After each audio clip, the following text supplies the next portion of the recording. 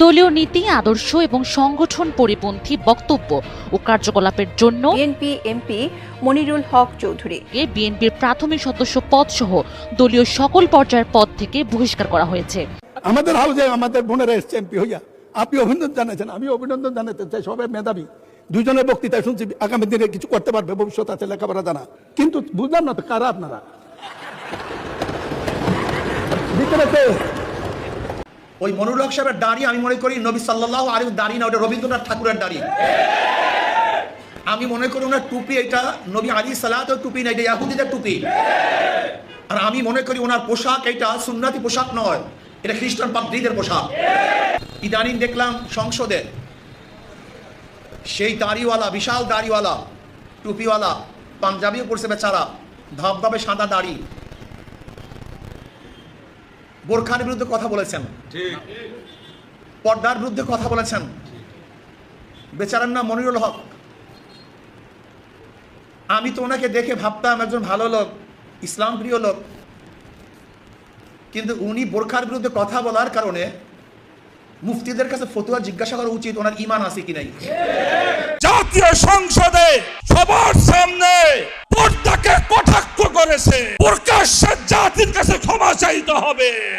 গতকালকে দেখলাম সংসদে বিএনপির একজন এমপি, একজন মুরব্বী, দাড়ি টুপিওয়ালা মানুষ, তাকে আমি সম্মান করি, যেই বিএনপি জাতীয়তাবাদে ও ধর্মীয় মূল্যবোধে বিশ্বাসী দল, যারা মজিদার ইসলাম কায়েম করতে চেয়েছে, গতকালকে জাতীয় সংসদে এই বিএনপির এমপি মনিরুল হক চৌধুরী সবার সামনে ইসলামের একটি গুরুত্বপূর্ণ বিধান পর্দাকে কটাক্ষ করেছে।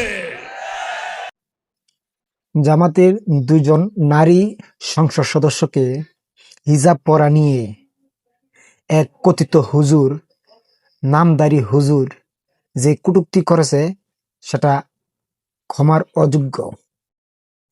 মাথায় টুপি, মুখে লম্বা দাড়ি, লেবাসদারি হুজুরে হিজাব নিয়ে যে জামাতের দুই নারীকে যে হেনস্থা করেছে সংসদের মতো একটি পবিত্র স্থানে, তাকে ক্ষমা করবে না এই বাংলার মুসলমান। প্রিয় দর্শক, তার প্রতিবাদে আর রাজপথে নামছে বাংলার জনগণ। প্রিয় দর্শক, ইতিমধ্যেই আপনারা ভিডিওর কিছু অংশবিশেষ দেখেছেন, অংশবিশেষ দেখে বুঝতে পারছেন আজকের ভিডিওটা ঠিক কতটা গুরুত্ব হতে যাচ্ছে। তাই বলবো দর্শক, ভিডিওতে একটি লাইক দিয়ে ধারাবাহিকভাবে সম্পূর্ণ ভিডিওটি দেখলে বুঝতে পারবেন ওই সংসদ সদস্য মনিরুল ইসলামের সর্বশেষ কি পরিস্থিতি। আমাদের হাউসে আমাদের বোনেরা এসছে এমপি হইয়া, আপনি অভিনন্দন জানাচ্ছেন, আমি অভিনন্দন জানাতে চাই। সবাই মেধাবী, দুইজনের বক্তৃতা শুনছি, আগামী দিনে কিছু করতে পারবে, ভবিষ্যৎ আছে, লেখাপড়া জানা। কিন্তু বুঝলাম না তো কারা আপনারা ভিতরে। নাহিদ হাসান, বাগেরহাট 5। আপনার সময় 3 মিনিট।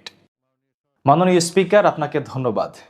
মাননীয় স্পিকার, আজ আমি জামাতের পক্ষেও কথা বলতে আসিনি এবং এই সরকারের সমালোচনা করতেও আসিনি। মাননীয় স্পিকার, আজ আমি এমন একজন ব্যক্তিকে নিয়ে কথা বলতে এসেছি যিনি সাক্ষাৎ আল্লাহর ওলি, যাকে দেখলে মনে হয় সদ্য জান্নাত থেকে পালিয়ে এসেছে। মাননীয় স্পিকার, আহা রে, কি সুন্দর নুরানি চেহারা মোবারক, আর মুখে চাপদারি। রাগ করলেন? তার মতো একজন সংসদ সদস্য মাননীয় স্পিকার আজ এই মহান সংসদে বসে হিজাবের বিরুদ্ধে কটাক্ষ করেছেন। মাননীয় স্পিকার, মাননীয় স্পিকার, বিরোধী দলীয় নারী নেত্রীদের চেহারা উনি দেখতে পান না। মাননীয় স্পিকার, আমাদের বোনেরা পর্দা করেন, অথচ এত বয়স্ক একজন মাননীয় সংসদ সদস্য তার নিজের চক্ষু তিনি হেফাজত করতে পারছেন না। মাননীয় স্পিকার, নারীদের পর্দার বিধানের আগে মহান আল্লাহ তাআলা পুরুষদের পর্দার বিধানের আয়াত নাজিল করেছেন। মাননীয় স্পিকার, মহান আল্লাহ তাআলা সূরা আন-নূরে বলেছেন, আউযু বিল্লাহি মিনাশ শাইতানির রাজিম, উল্লিল মুমিনিনা ইয়াগুদ্দু মিন আবসারিহিম ওয়া ইয়াহফাযু ফুরুজাহুম যালিকা আযকা লাহুম ইন্নাল্লাহা খাবীরুন বিমা ইয়াসনাউন। মহান আল্লাহ তাআলা বলেন, মুমিন পুরুষদেরকে বলুন তারা যেন তাদের চোখকে সংযত রাখে এবং লজ্জাস্থানের হেফাজত করে। অথচ এক পা কবরে চলে যাওয়া কাকু এখন যৌবনের স্বাদ নিতে চায়। মাননীয় স্পিকার, তিনি হয়তো আমাদের পর্দাকারী বোনদের জায়গায় পোশাকের স্বাধীনতা চেয়ে আন্দোলন করা শাহবাগীদের দেখতে চেয়েছিলেন, যারা রাস্তাঘাটে হাঁটে আর স্লোগান দেয়, চেয়েছিলাম হিস্সা, হয়ে গেলাম বেশ্যা। সংসদে বসে মাননীয় সংসদ সদস্য বিরোধী দলের নারীদের চেহারা দেখতে চান এবং সংসদের বাইরে তাদেরই নেতারা 16 বছরের কিশোরী খোঁজে রাত কাটানোর জন্য। মাননীয় স্পিকার,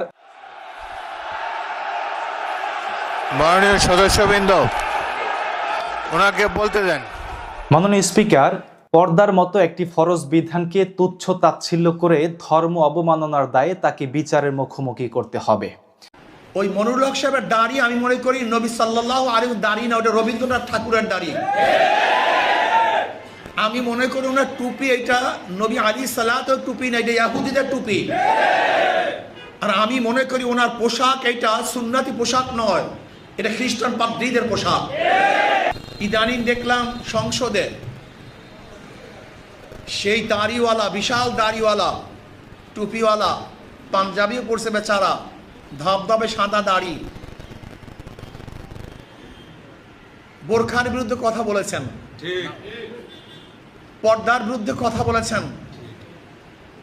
বেচারার নাম মনিরুল হক। আমি তো ওনাকে দেখে ভাবতাম একজন ভালো লোক, ইসলাম প্রিয় লোক, কিন্তু উনি বোরখার বিরুদ্ধে কথা বলার কারণে মুফতিদের কাছে ফতোয়া জিজ্ঞাসা করা উচিত ওনার ঈমান আছে কি নাই। আমার যতটুকু তাহকিক, আল্লাহ পাকের কোনো বিধানের বিরুদ্ধে কেউ যদি কথা বলে, ঘৃণা করে, অপছন্দ করে, কেউ যদি অপছন্দ করে, ঘৃণা করে আল্লাহ পাকের কোনো বিধানকে, সাথে সাথে বেঈমান হয়ে যায়, সে মুসলমান থাকে না। আমি জনাব তারেক সাহেবকে বলবো, আপনি সতর্ক থাকুন। আপনাকে বিতর্কিত করার জন্য এই সমস্ত নাস্তিক শক্তিরা বিভিন্ন রূপে, ওই মনিরুল হক সাহেবের দাড়ি আমি মনে করি নবী সাল্লাল্লাহু আলাইহি দাড়ি না, ওটা রবীন্দ্রনাথ ঠাকুরের দাড়ি। আমি মনে করি ওনার টুপি এটা নবী আলাইহিস সালাতের টুপি না, এটা ইহুদিদের টুপি। আর আমি মনে করি ওনার পোশাক এটা সুন্নতি পোশাক নয়, এটা খ্রিস্টান পাদ্রীদের পোশাক। ওনাকে তওবা করতে হবে, মাপ চাইতে হবে। যদি উনি তওবা না করেন, মাপ না চান, তাহলে বাংলাদেশের মুসলমান ওনাকে কোনো অবস্থায় দিয়ে ছাড়বে না। প্রিয় দর্শক, সংসদ সদস্য মনিরুল ইসলাম 2 নারী সংসদ সদস্যকে হিজাব নিয়ে যে ধরনের কটূক্তি করেছে, পুরো জাতিকে তিনি অপমান করেছে, পুরো মুসলিম জাতিকে তিনি এই কথার মাধ্যমে অপমান করেছে। প্রিয় দর্শক, এই সংসদ সদস্য মনিরুল ইসলামের কী শাস্তি দাবি করছেন জানিয়ে যাবেন আমাদের ভিডিওর কমেন্ট বক্সে। প্রিয় দর্শক, সম্পূর্ণ ভিডিওটি দেখার জন্য আপনাকে ধন্যবাদ। প্রিয় দর্শক, আপনি যদি আমাদের চ্যানেলের নতুন দর্শক হয়ে থাকেন তাহলে অবশ্যই চ্যানেলটি সাবস্ক্রাইব করবেন, আর অলরেডি যদি সাবস্ক্রাইব করে থাকেন আপনাকে অসংখ্য ধন্যবাদ।